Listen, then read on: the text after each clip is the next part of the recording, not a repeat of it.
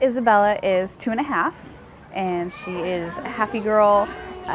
She has multiple diagnoses, but her vision impairment is the main issue.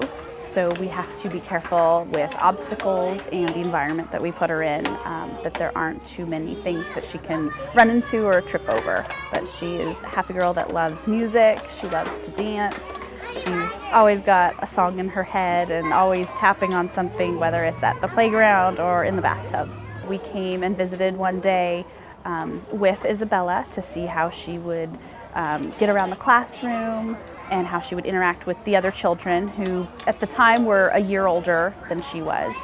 And so I could see how things were handled at the program, how the teachers took care of the kids, what the environment was like, obstacles, and Isabella really enjoyed it. She had no problem.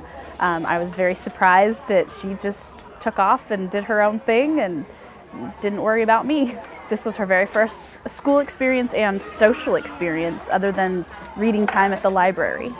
It was very positive. They talked to me and we looked at things on the playground and in the classroom and what we might need to adjust for her, such as, maybe on the playground making the step down to the wood chips, putting some sort of bright strip around the edge of the concrete, so there was more of a distinct separation between the two since there is a step down. Or if there was a different layout that they needed in the classroom. We talked about how to lay things out if we needed a change. They didn't actually need to change anything with the classroom. She found her way around. She still does quite well without running into things. And even on the playground, they would take her around and kind of help her feel. They help her around the playground probably the first few months by tapping on the edge, leading her and tapping on the edge so that she could hear there was something in front of her as she walked along. And now she pretty much gets around by herself without needing their support and their audio cues.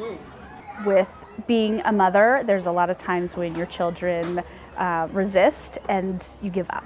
And you don't want to see them cry, I don't want to see them upset. And the slide is one example. I've tried the slide, and even if I went down with her, she was crying and screaming, and it was never very positive. Whereas here they decided, okay, we're going to do it 3 times, whether she fusses or cries, we're going to do it 3 times and that's it. And in the beginning they did. They had the screaming and the crying, and now she will go down the slide by herself. She smiles, she giggles, and it was very interesting and positive for me that I realized, okay, some of the stuff that I need to do at home that I know she's not going to like, I'll do it 3 times and stop.